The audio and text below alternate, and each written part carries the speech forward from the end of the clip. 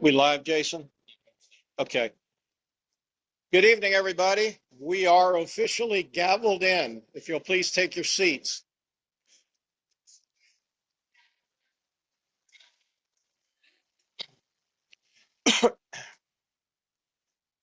Welcome to the February 25, 2026 meeting of the Tampa Heights Civic Association. This is our monthly general meeting. Have a nice attendance tonight. Appreciate you all making the effort to get out and join us. We have also folks with us online. So let me start out by just a brief tutorial on Zoom protocol during these meetings. We have a puck mic up here at the podium, as well as this mic. This mic is for interior speak, all right? The puck mic is for folks that are online. So if you are coming up to the podium to speak on any topic, please remember you have two audiences. If you're in a position to be taking questions from the audience, please remember that the folks at home probably can't hear the question very well. So if you would please, when the question is asked, repeat it or at least offer a summary so the folks at home will know what you're talking about before you start waxing philosophical on whatever the topic may be. All right, fair enough. If you forget, which you will, I will remind you, but that's the way this thing has to work. I don't know how many people we have online. Sometimes we get nobody, sometimes we get 10 or 15, you never know. Do we have anybody online right now? We have 5 right now. Okay. And this, of course, will be saved for memorialization later. All right, that's Zoom protocol. Board members. What board members do we have in the room right now? Kareem Young is over here. He's our first vice president. We have Cedric Carrington here, hand raised. He's the quad rep for the Northeast Quadrant. Other board members, Lena Young Green, our quad rep at large, is hiding behind the column over here, waving at you. Who am I missing from the board? Anyone? I know I had some calls of people that had conflicts. Okay. Well, I just wanted you to know that there's some board members in the room. If you happen to live in the Northeast Quadrant, Cedric Carrington is your quad rep. He's new to the board, but he's not new to the neighborhood. He has deep roots here, military experience for many years, but he's basically coming back home to us. He lives on Central Avenue, right between Florabraska and Columbus. So if you got issues in the Northeast Quad, he's your contact. Any place else in the neighborhood at large is Lena Young Green. She covers everything. And each of the other quads have reps too, but they're not here right now. So if you have an issue, go to Lena or call me and we'll get you connected. All right. Tonight's program, we're going to have an update on the Robles Park Village Redevelopment. This was the program that was scheduled last month, but our principal speaker came down with a terrible flu bug, had to beg off at the last minute. He's back with us today. All the pistons are operating. He's got his team here with him. So, you know, we're looking forward to hearing what's going on in the Northeast Quad. Before I get, and that's Dan Coakley, who's a principal with PMG Affordable, and his team. Let's see, candidates in the House. I have given an open invitation to candidates in this election cycle. Anybody that wants to drop in and introduce themselves at one of our meetings, they're welcome to do so. Tonight, I only think we have one. If anybody else is a candidate in this election cycle, raise your hand and identify yourself. Aileen Rodriguez is sitting right here in the second row. I'm going to ask her to step up, introduce herself. This is for County Commission at large, countywide. Thank you, Rick. Yes, ma'am. Hi, everybody. How are you? Yes. Some energy. Yes. I filed for office on January the 17th. So I am hitting the ground running, we have a lot of momentum. I am running countywide, District 7 seat. I usually don't say the name of my opponent, but you can. I am running against a county commissioner named Josh Wastel, and my background is based on community relations and outreach, serving our community. I come from a spirit of respect and unity and integrity, and that's how we need to lead. So I want you to know that will be your commissioner for every single person in this county, no matter your political affiliation, right? Once you are elected to serve, you're a public servant. It is not a partisan thing. Everybody needs help with transportation and with housing and with potholes. So the election is very important. This is a midterm election, as we all know.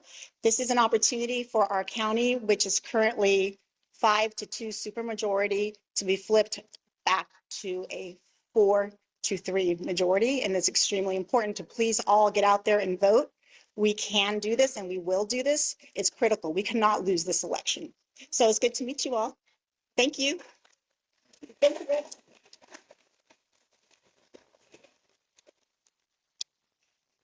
Yes, sir.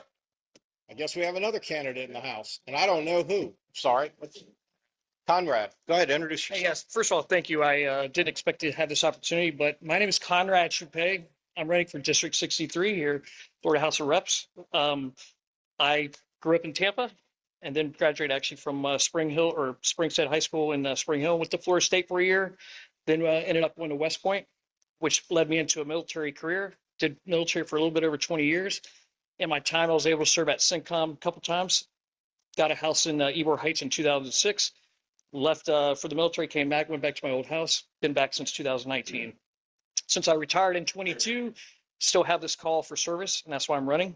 What I'm going to be focusing on as my platform is economic portability. Sounds cliche, but we all know it's affecting everyone. With that, I'm looking at home insurance. I'm looking at trying to have more programs that support first-time buyers, home buyers. Make sure there's access to healthcare. And then training programs, because we have labor shortages throughout Florida. One of the most big ones is nursing. So that's one of the areas. Another area that I'm looking at is safeguarding Florida, which I consider supporting our emergency responders, our law enforcement, but at the same time protecting our own rights, specifically our women's rights, rights to health care, and then also protecting ourselves from illegal federal law enforcement. That's a direct line to ICE. So that's one area, safeguarding Florida. And then lastly, I'm looking at a sustainable Florida. With that, it begins with education. Let's start with paying teachers a decent wage, considering we're the last in the nation. And then also just having a protection of our social justice stuff, which I'm talking about. Access to healthcare, access to education, access to food for those that have food insecurities. And then lastly, also some environmental resiliency. Obviously, we're Florida, we're on the map. Global warming is affecting us, climate change, whatever you want to call it. There's things we can do to protect ourselves or to better prepare. So with that, I thank you for your time. Thank you. If you have any questions, I'll be here. Thank you. I have one question before you leave. Could you tell us what the perimeter is? I love this question. I love this question. You're welcome. First of all, we are in District 63 now. Okay. So if you start from the south, we're really looking at Selman Crosstown. Basically goes to the east, actually to the west, until you hit north downtown Tampa. Start moving north up to Fletcher, comes over around USF, and then up Brisby Downs to Fowler. If you look at the western boundary, we're focusing at 275 going down, then it cuts around Silver Springs on the river to Florida all the way down to Columbus, cuts over Columbus to Armenia, goes down Armenia, I think it's North A or North B, cuts over to the east. Can't remember the name of the street. It cuts around UT up to Cass, goes up to Tyler, goes back down, and then on the eastern side, we're looking at up I-4 to MLK to, I want to say 301, back on I-4 to 270, or excuse me, 75, all the way up north to Ballard, or excuse me, Fletcher. So Tampa Heights is completely enveloped in this. Yes, Tampa Heights. There's not a little piece of Tampa Heights. No, a little bit of North Hyde Park, all of Tampa Heights, most of the heights except River Heights. Okay, Does that help? thank you. Yes, sir. District 63, Florida House. All right, thanks. Thank you.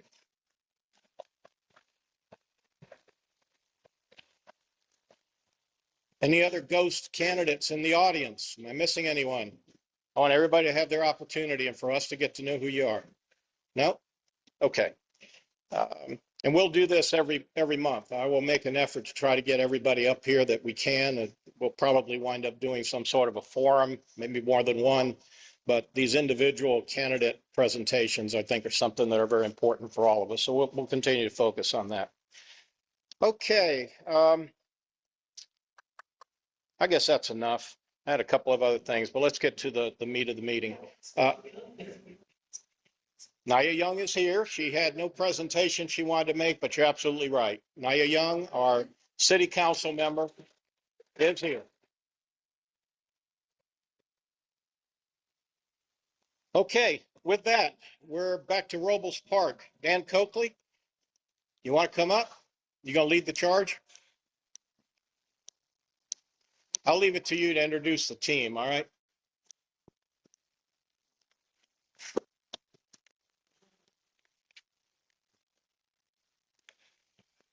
Good luck. All right, thank you.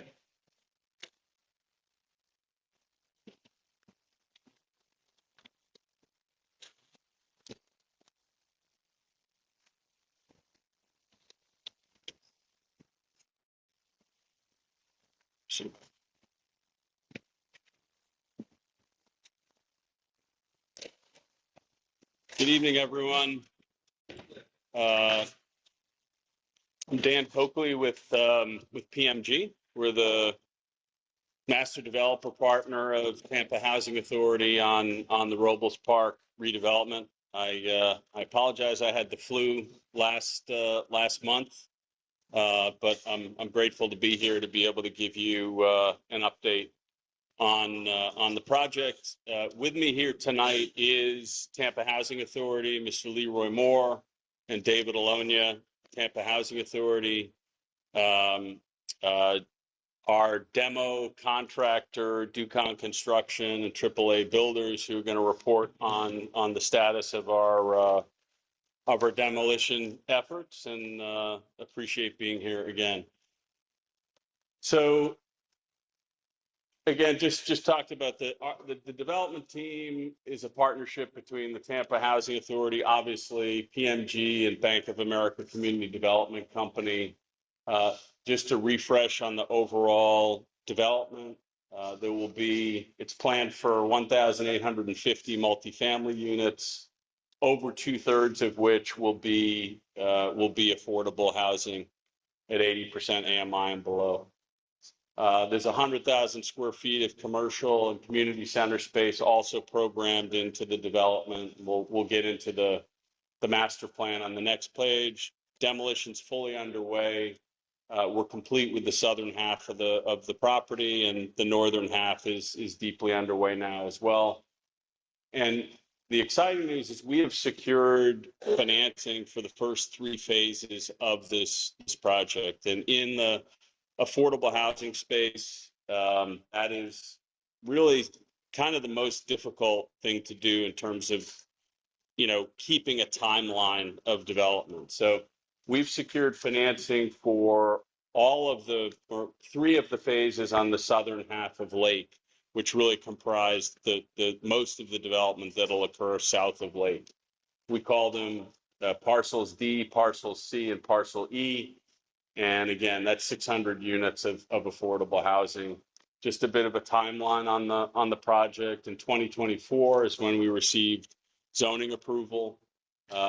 We started submitting funding applications with Florida Housing to obtain funding for these projects. Mr. Frank DuBose is here, who's the chairman of Hillsborough County HFA. We're getting our bond financing from Mr. DuBose and the county there on our first phase, so we're very grateful for that. Tampa Housing Authority ran, a very, very vigorous resident relocation process, which was completed earlier this year. And you can see our funding awards came back over the last, 6 to 12 months. We're in the middle of demolition. Our first phase of construction is going to come out of the ground August of this year. Our second phase will probably be December of this year, January of next year, and our third phase will be called end of the first quarter, beginning of the second quarter next year. So Ronan, if we could go to the next phase. This is the master plan. It's changed a little bit, but not a lot. You can see really, I'll try to. The one in the middle here is parcel B. That's our first phase, 233 units. And this has been sent to Rick, so it'll be available on your website, I guess. So the parcel B is what I just pointed out, 233 units. It's a family demographic building. This is the building that will also house our 30,000 square foot community center that we obtained funding for with the help of Congresswoman Kathy Castor and Tampa Housing Authority with a matching financial commitment of $2 million to that. So we're excited about that first phase starting in August. The second phase will be, next to Lena's house at the bottom of the property. Oh, by the way, I'm a proud new owner in Tampa Heights and neighbor of Lena's and her family along Avon there. So I'm very excited about that. And I actually came in tonight and Lena said, "Your car's been gone for 2 days. Where have you been?" I said, "I've been in Miami. I mean, I went to Miami, but thank you." And I'm like, I got to keep my yard a little tighter. This is really got to step up. But anyway, it's awesome to be in the neighborhood. So the southern building is 206 units, also a family demographic building. It's going to be great. We're hoping to do, open to, the community's feedback, but we're hoping to do a restaurant there on the corner of the park and really start to activate that park as just a really special part of the overall development. Parcel E, which is in the north here, still south of Lake. That'll be the third phase. That'll be a senior building and currently programmed for 148 units. All the buildings on the south are programmed for 7 stories. And you can see that, we're taking advantage of the existing Grand Oaks in between parcel C and parcel D. And that's going to be a beautiful internal park to this project. Let's go to the next page, Rona.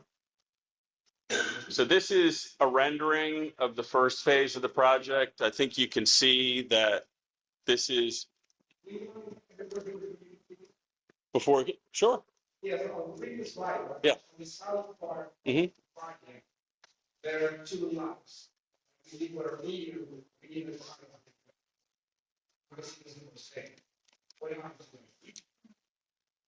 Well, we're they're on the market. We're aware of that. We're speaking to the seller. I mean, they're on the market for, I think, what everyone knows to be a non-realistic price. So we'll see how that goes. I don't know if Leroy. No, but Dan, he says it was originally thought of. Never.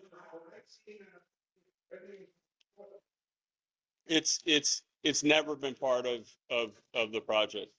Yeah. It's never been part of the project. It wasn't part of what we brought through to the city for the property that was rezoned. It makes sense to be part of the project, but we'll see. Dan, Yes, sir. so what's the mitigation for the bodies? There's a preservation, but just since you have the site plan to put that out. Yes. So, and I think, yeah, Mr. DeBose asked, what are the mitigation efforts for the bodies that were found on site for, Zion Cemetery? And I think Mr. Moore can probably speak best to this. I'll just point it out. What you're talking about, Mr. DeBose, is in the northwest part of the site. Okay, and there are. Hey, do you want to take it? I mean, there are. Yeah, that's it. Can you guys hear me okay? There are a couple of private buildings, private landowners on the site that, where there are still discussions going on.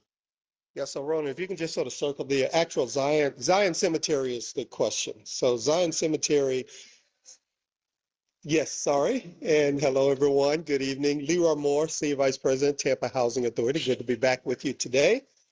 But Zion Cemetery was a cemetery that started in 1901 through early 1920s, taking in internments. It was Tampa's very first segregation era Black only burial, formal cemetery developed by Richard Dobie, Black man, back in 1901. In early 1920s, it dubiously changed hands. There's a long story associated with that we don't have time for today, but the former tax collector claimed he owned it, secured it through the courts from Richard Dobie, and immediately sold it to developers in early 1920s. Shortly thereafter, the developers announced they had removed all the bodies, and they started building buildings there. So they built two warehouses that are still standing there now, in I think around 1924, 25, 26. Those two warehouses that are there on Floyd Avenue were built the earliest, those are the only surviving original development on top of the cemetery. That's the largest parcel of Zion. Zion total is 2.5 acres. So the Housing Authority owns a little less than an acre. The Columbia Restaurant Group owns a little more than an acre. And then the tow company right across the street from the cemetery owns a really small portion of this cemetery. So those are currently the three owners. The warehouses are still there. They've been there since the early 1920s. The Tampa Housing Authority in 1953-54 came in as part of its assemblage for this 35-acre area, acquired that 1 acre of the former cemetery, and built 5 of the 80 buildings on top of that former cemetery. So fast forward, 70 years, due to some really great, journalism, local journalism here that was literally looking for Tampa's very first segregation era cemetery, discovered this was the site of Zion. And, made news. He brought it to us. We, was very intrigued by it, because if this is, was Tampa's very first cemetery, we knew we were getting ready to redevelop this site. We always respect history and try to preserve it and do the right thing with history. So, that meant to us, we had a historic site. It used to be a cemetery. It used to be Tampa's very first Black cemetery. So we started then, hiring civil engineers and teams to literally document and prove up what the reporter was claiming, and they verified, indeed, according to the original plats, this was Zion Cemetery. In the ensuing 6 months, the reporter kept, believing that he's just not finding the number of reinterments from 1920s that showed where these bodies was moved to. The belief at that time was that the bodies were indeed moved, because that's what, the news and everything else documented. But the reporter couldn't quite say that the bodies were still there. He came to us and said to us, he can't write a story that the bodies might still be there, but he knows that he's not finding the reinterment. So again, we hadn't started relocation then. We knew we needed to know for a fact. So nobody else was going to be looking for it. We owned a piece of it. We took the initiative to look. So we hired a team of folks. We started x-raying the ground. We discovered what looked to be disturbances beneath the ground, only on the parcel that we own. We then offered to test the other 2 owners. And one of the other two owners allowed us to test their parcel as well, the tow company. So now we had good data suggesting that there's some disturbances underneath. We still didn't know if there were still coffins with intact remains there or not. So again, we had another team of archaeologists to do ground truthing, excavation, real careful process of literally digging down to confirm if these were empty holes, caskets without remains or intact remains. And we found everywhere that the radar showed that there were indeed still burials, intact burials, pretty much everywhere. So over 800 souls were buried at Zion. We believe all of them are still there beneath our 5 buildings, beneath the 2 warehouses, and beneath the paved area of the tow company. So during that whole process, we put together an archaeological advisory committee that is now transformed into a more formal preservation society, Zion Cemetery Preservation and Maintenance Society, Inc., which has 11 board members representing a vast array of both professionals as well as historians and community people. All 3 owners have a seat on that board. Tampa Housing Authority is the only one that's occupying their seat on that board. And we're going about the process of, just pulling together as much data as we can find, trying to act as the party that's going to acquire all 3 lots, which the Tampa Housing Authority's almost acre has been pledged to the Preservation Society for several years now. The city of Tampa has taken the lead in negotiating with the other 2 private owners. And we hope, according to the last update that I got from the city attorney's staff, they are very, very, very close to bringing an agreement to the city council for one of those 2 private parcels to acquire that lot. And then they're still negotiating with the other private party. So hopefully this year we'll have one, if not both of those other parts. We now will have all 3 unified parcels. Until we can unify these parcels under one ownership, it's real difficult for us to apply for preservation funds, for funds to, develop the Memorial Cemetery Park, which is what the plans are. And part of this master planning process actually produced 3 ways to preserve that cemetery. These bodies are not going to be moved. They were always buried there. They were laid to rest there over 100 years ago now. Our intent is to leave those bodies right there, but to remove, everything that scarred this cemetery, the buildings. We'll move the buildings down to the foundation walls. We cannot pull the foundation walls up because that would disturb the contents once again.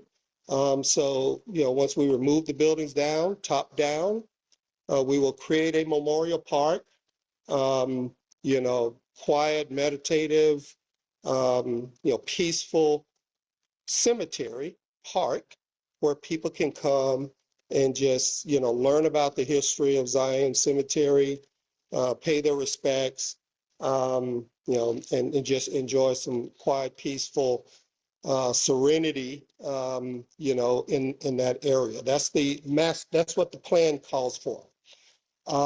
Again, we can't apply for dollars until we have site control. And right now we only have site control for a portion of it, which is the land that the Housing Authority owns. But once we reconstitute all 3 ownerships under one ownership, we can then secure funding and develop the Memorial Cemetery Park. So try to make that brief because I know there's a lot of other stuff we've got to go on, but if there's any other questions while I'm up here. I want to know to make sure you weren't putting buildings on. No, we're not putting anything in there, and we're not moving any of the bodies. We're going to respect that as the cemetery it has been for 120 years. We're going to have to keep the Q&A very short on this, all right? Cedric, go ahead. My only request is for an orientation, show me where the project is and show me what we're trying to preserve on the map. Can you do it with your cursor? Yes. You can see the cursor there. So you see, it's hard to see on this image. We see the two buildings. Okay. So you can see some silhouettes. You can see some little white boxes that denote where the buildings were. Now, this sort of shows the buildings already cleared off. But there's 5, rectangular shape. We can move to the right. And I can't read it, right? Okay, here we go. Look at my picture. So this is one of our buildings removed, another building, the 4th building, and the 5th building right here. The warehouse is right here and right here. So this is the Zion Cemetery parcel. My fingers. And what's that main intersection in Northwest Florida and what? Oh, this is Virginia. Okay, thank So you. this is Virginia, this is Florida. Thank Of course, this is Lake. So no development will take place on top of it, but this will be preserving it as a memorial park. Thank you. Okay, Thank you. thank you. All right, Dan, you're back. Thank you, Leroy. So this is a rendering of the first phase, what we call parcel D. I mean, I think at the beginning of the process, Leroy and David and Jerome basically said that this has got to be the gold standard, project of their portfolio, which is, already a beautiful portfolio at West River and Encore. So I think you can see the design here. It's saying it's indistinguishable from market rate, I think, is putting it kind of mildly. I think it's a beautiful building, and that's our intent to follow the standard, in every building throughout the development. Next one. In other meetings, Lena and others have asked about stormwater management and, the problem that currently exists on Emily, at the southern part of the property. I just wanted to, right now there's basically no modern stormwater management system on the site. I mean, there's some swales and things of that nature, but nothing modern, nothing that collects water and really directs it off the site. So we have an extensive stormwater system that covers the entire site. Maybe we go back to the master plan for a second, Ronan. You can see the program stormwater ponds here and here. And so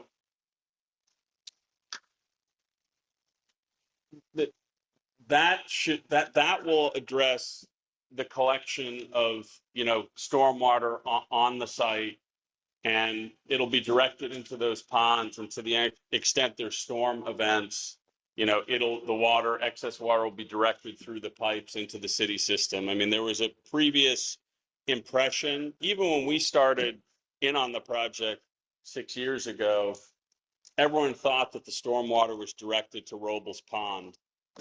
That's not the case. It's actually collected and directed into the city system in pipes that go to the southwest. So it'll be we have Stantec and civil engineers and we're designing a stormwater system that's compliant with SwiftMud, which is, city in Southwest Florida water management district, as well as the city. So I think that problem will be mitigated, and to the extent that there are continuing problems, which Lena, I know that you think might be a possibility, we'll be here to address those. But we certainly think that this new modern stormwater system, which we've designed at great expense and thoughtfulness, I think will solve the problem by collecting the water on the site. So Yes. I think the community would ask that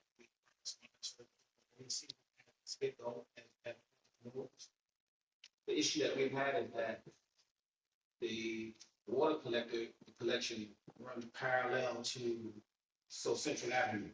So it's almost like water passes by the actual drainage that filters into these. So we would ask, along with my mother, that we kind of like progress monitor this as we go through the process. And we know the engineering is probably set to probably address this.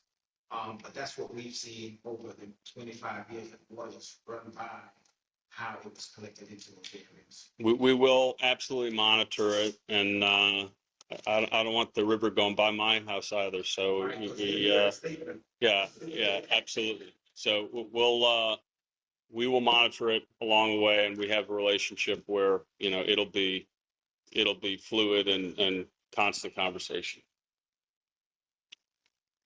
Ronan, thanks. Another thing that's been raised in some small group meetings I've had with Rick and Lena and others is the importance of urban gardening opportunities on the site.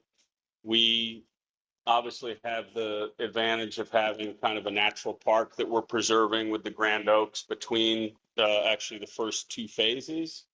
We have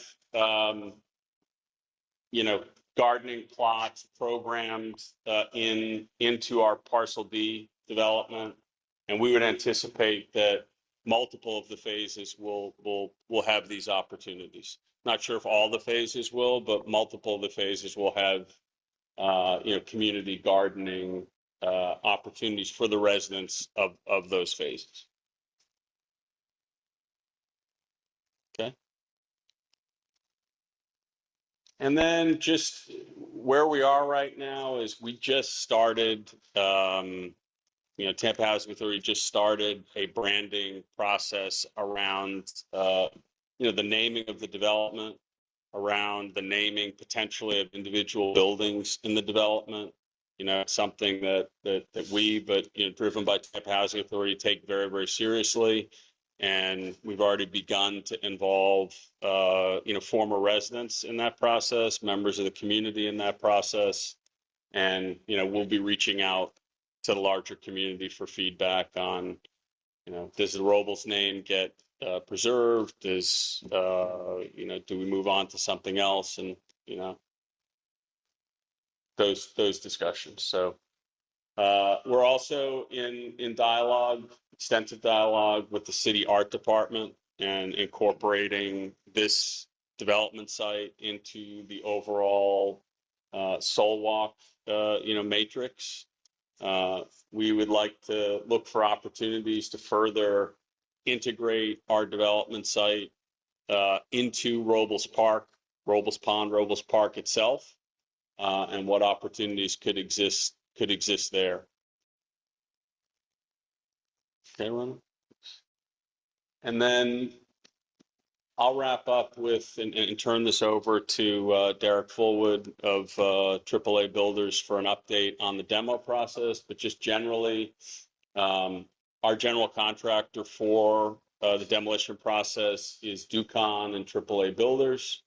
As most of you probably know, basically the southern half of the site has been demoed.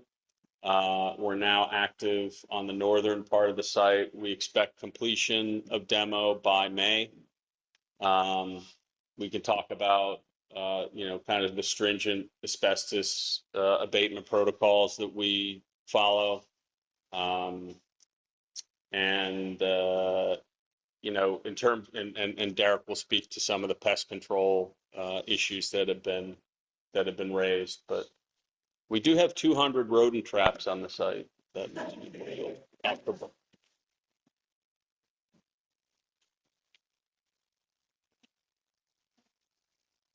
Ron, maybe go to the file.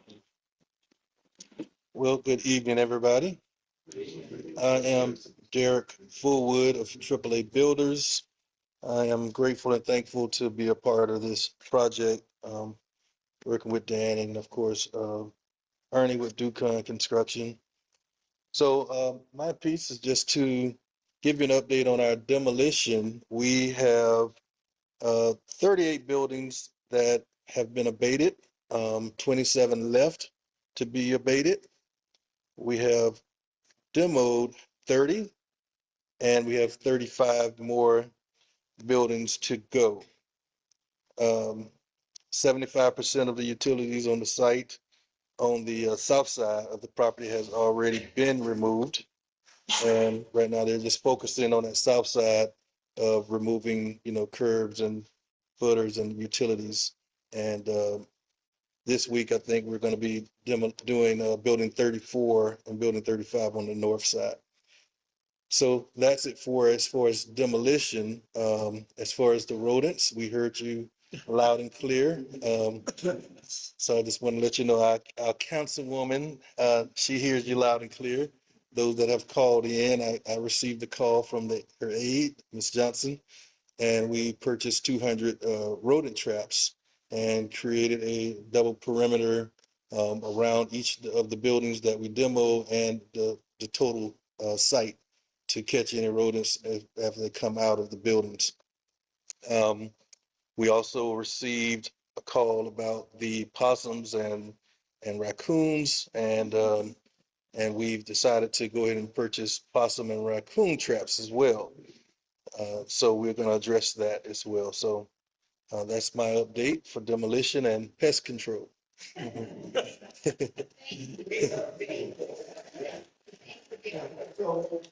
Yes. Before this will be, I just like to take the opportunity to thank the Housing Authority and the government for hiring community-based contractors.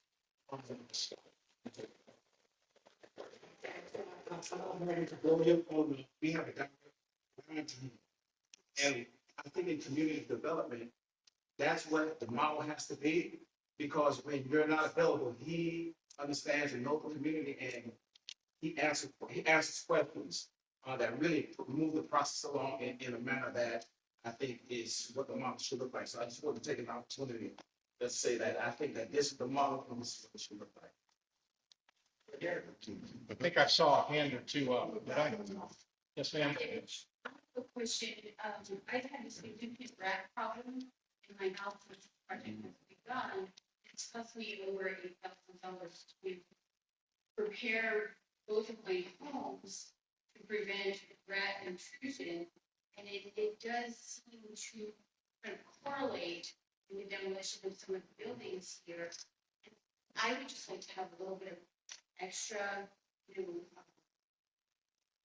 support to know that more than 200 traps have been set, because there've been 50 traps set in each of my houses. Didn't have rats before this project began, and it's cost me a significant amount of money, time, and frustration. So, to me, it's not enough. Well, we have committed to purchasing more traps, not only to encapsulate the rats, but, the possums and the raccoons as well. So we have committed to that. Purchasing more traps to catch them, yes. Where's your house?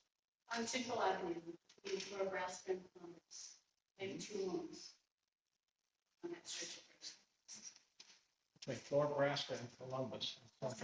Yeah. You're my neighbor. Rats got all the way out there. Yeah. I have rats in the houses. I paid significant amount of money for prevention of rats. Now, I cannot say that they came from this project. Or this began. So I am concerned about this, and I feel like it's cost a lot of money, a lot of time, a lot of frustration. And when we say laid 200 traps, laid about 50 in each of my houses. So, it's a little frustrating. I live 10 yards away. I have no issue. So I live 10 yards away from. Yeah. And you have an issue or don't have it? Okay. So they slip it. Yeah. So I think that the southern half of the property now has actually been demoed, right? So there's no place for the rats to be, basically. So I mean, I think the problem, to the extent that it exists, should be getting better, and we'll continue to stay on it with the traps that we have on the site. Roger? Yeah. I live on Elmore, just north of Columbus, those away from your project. I've had problems also. I've spent a good deal of money improving my home. I would not say that your project is causing a problem at my house, but I would say that this area definitely has a problem. I have a question. Yes, Rick. At the risk of sounding like a free hugger, the raccoons and the possums, what's happening to them? Are they being relocated somewhere? Are they being relocated? What are you doing? We actually haven't seen it. Well, we heard, you know, from the community on the council that, they've been true, so we can't see to mitigate. Yeah, and Rick, so the answer to that is that they're not going to be, slaughtered or anything like that. This problem just got brought to our attention. We're going to order the traps. We're going to coordinate with whoever we have to do to catch them and release them somewhere in a humane way. This problem just got brought to our attention in terms of the raccoons and the possums. We're going to invest in the traps for the raccoons and the possums, and we'll report back on to how we're handling the relocation of them. Yeah. Two of those big fat guys on the porch. They're around. Yeah, they'll go where they can find something to eat. But we have communicated with them. Not as an issue.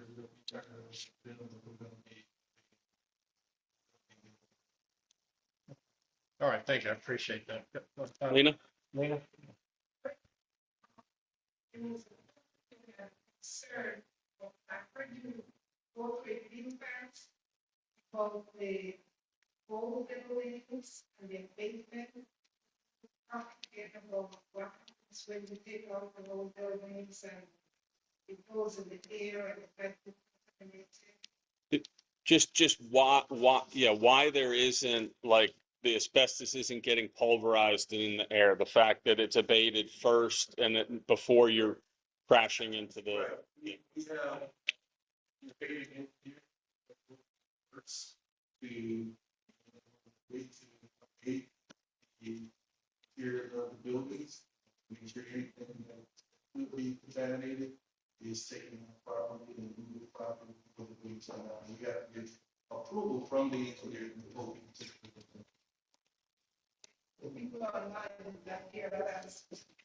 So the question was about concern about asbestos being released into the air, like when these buildings are being knocked down with heavy machines. And Mr. Fullwood's answer, who's the demo contractor, was accurate in that the asbestos is abated in a supervised way first. It's taken out of the inside of the buildings before you see the machines hitting the concrete and pulverizing the concrete. So that's why it's heavily regulated and not a concern for that reason. Yes, sir. Very happy wow, I was based on last year, but they now the relations. I know it's very like right? The reason it's relations. Do you repeat the question? Why does his demolition taken so long, after the.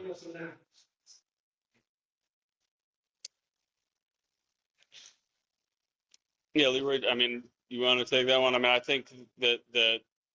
Yeah, I don't recall. I mean, we would not have announced the demolition until we had a demolition contract. It wasn't media and there was. Yeah, but I can't take spell up for what you heard. We didn't announce. So what we finished the relocation, I want to say January, February of 25. Okay, and then we started planning. So the engineers started planning for the demolition. We had to go through the permitting process, Yeah, when you say so we avoided. Okay, this isn't a debate. You asked your question. And We avoided the demolition contract in, I'm sorry? we avoided the demolition contract. It was the. So that's what we wanted the contract. That would be our only announcement that we're starting this. Before, when you say, can't take this off. yes, ma'am. Will there be more rentals stayed as more demolition occurs? Or are we with the 200 rat traps? Yeah. So I was speaking to that, what we do, we have, we have rabbit traps, we perimeter of the project. And then as we demolition, we actually move rabbit traps along with demolition to the cascade demolition equipment. So we create another way to them. We move it along, it's not just in one area. The rabbit traps move along with the project. Yes, sir. We can lay a million rats. How successful have you been at catching the rats?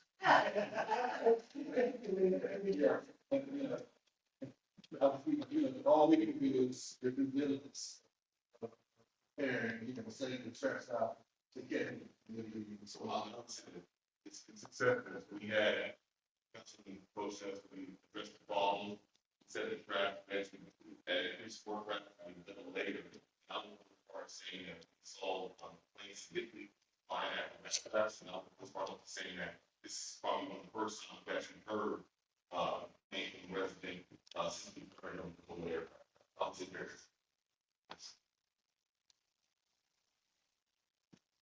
Anything else? You have more? No, I mean, that, unless there are more questions. I have a question. Yes, sir. Not about rats. The phase, the hub building here, first, you made a passing reference to the community center, but didn't really get into the meat and potatoes about what the vision is for how that's going to be used. Could you get into that a little bit? Yeah, I mean, we're still in the planning phase for what the full program will be in that 30,000 square foot community. How is the community center in phase D going to be developed?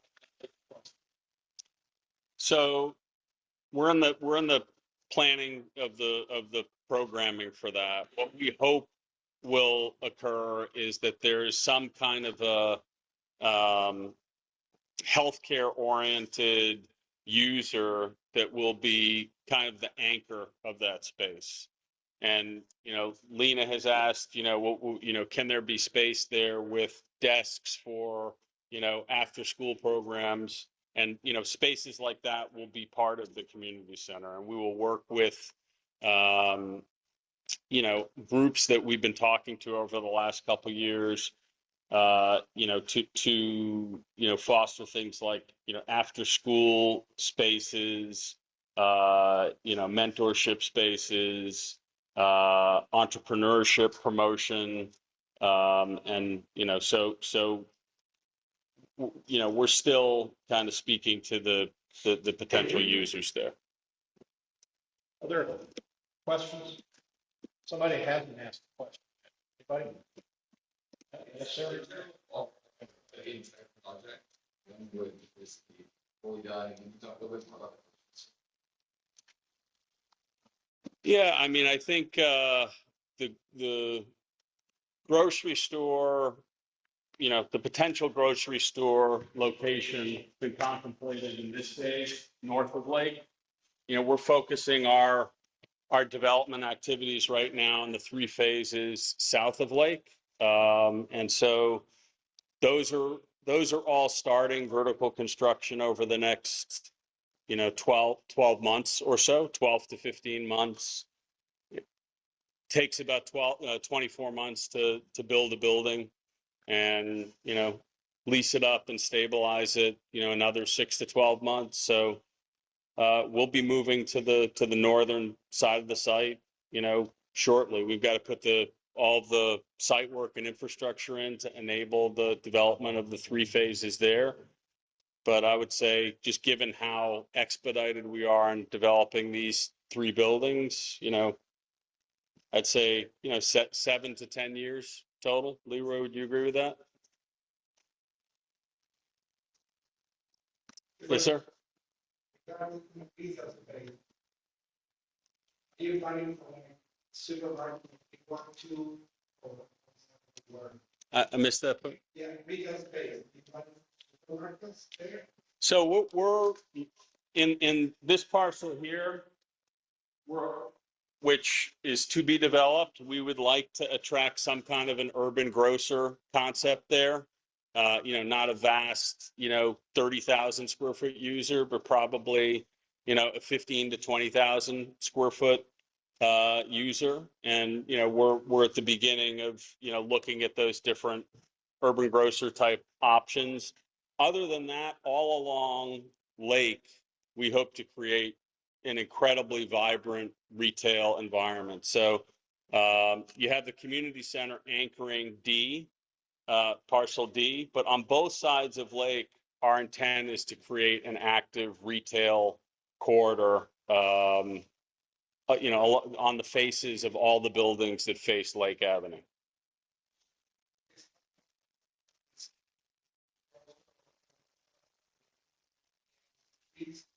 Jason, to the. What streets are you referring to? Jason. I don't know, if you're from New York, you should need to give credits to companies, part of the PLS of the streets.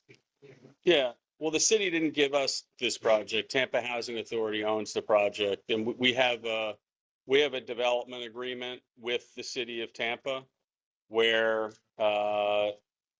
we've agreed to do certain things. There aren't, the city has made commitments to us to help us move this project forward. We don't have offsite, obligations to do improvements on Tampa or Florida or things like that. Anything else? Just want to say thanks for being here. Appreciate you guys being so open with everything. And yeah, significant progress being made. So appreciate that. And to close the loop on the rats, quick ChatGPT search says when to stir, you perhaps only go about 100 people away from where they look. So if you have rats, check your neighbors as a food source, a large source. Thank you. So I think this is more for Leroy. So Tampa Heights diversity has always been a big staple of Tampa Heights. We have a lot of great families who moved out. Can you share with the community what the process will be for bringing some families back to the facility once it's completed? Sure. If you respond to that, please. And repeat the question if you would.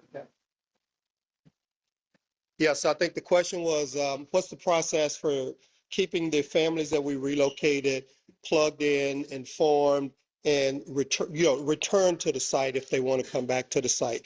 So our relocation process, it includes all of that. It includes regular notices to all of our families. Of the 400 total units that we're demolishing, we had, I believe it was 233 occupied units when we started the relocation. So roughly 233 families that we moved out. We're case managing all of those. So all of those are actually being case managed. We have a team of case managers that every month they've got some kind of contact with all of those families, either email, phone call, text messages, or meeting, depending on how they have them sort of triaged in terms of, how, what kind of services they need, because they're getting services provided to them. If they need job training or, counseling or, whatever their need is to become more self-sufficient. So those families were all relocated. About 70% of them were relocated with a Section 8 voucher. So that was their choice. They got a choice of either moving into one of our other 38 properties around the city or getting a Section 8 voucher and moving into a private unit where we're still paying the rent. They're all still paying 30% of their income toward rent.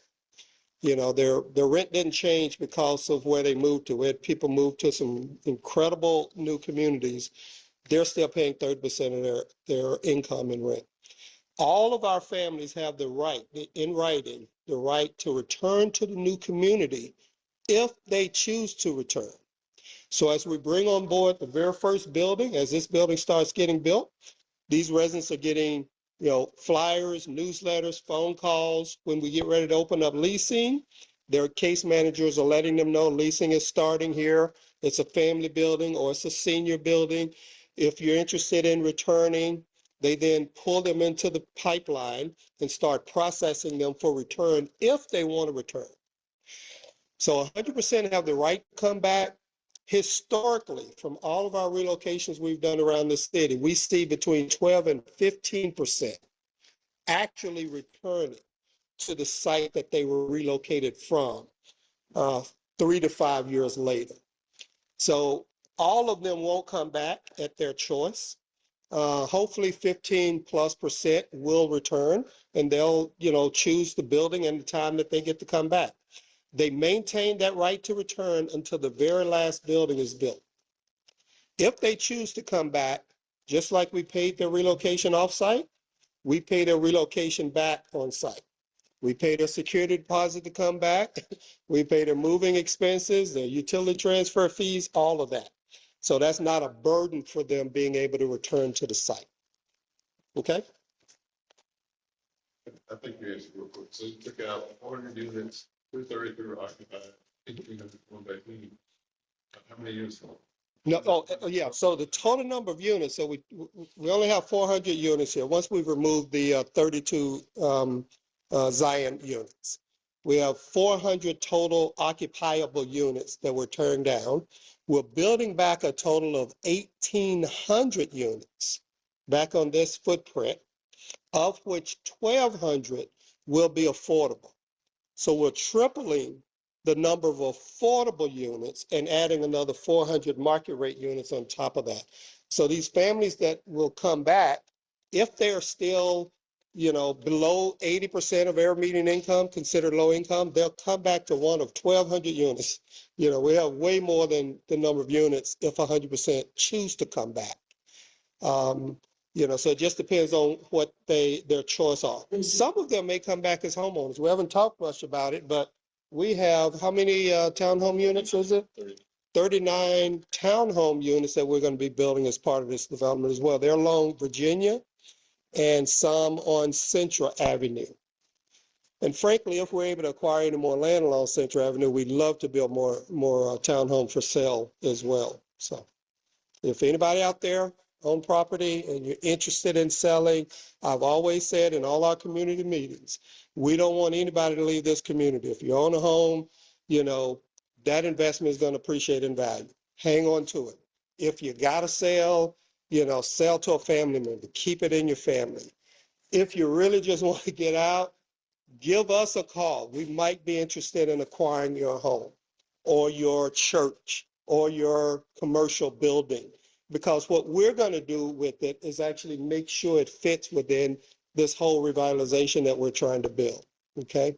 We're not going to buy something just to renovate it and continue it in a sub-occupancy condition. We want it to be a really nice community holistically.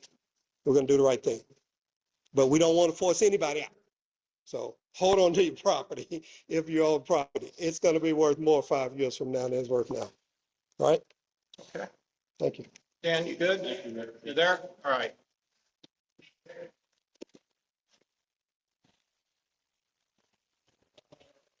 Guys, thank you.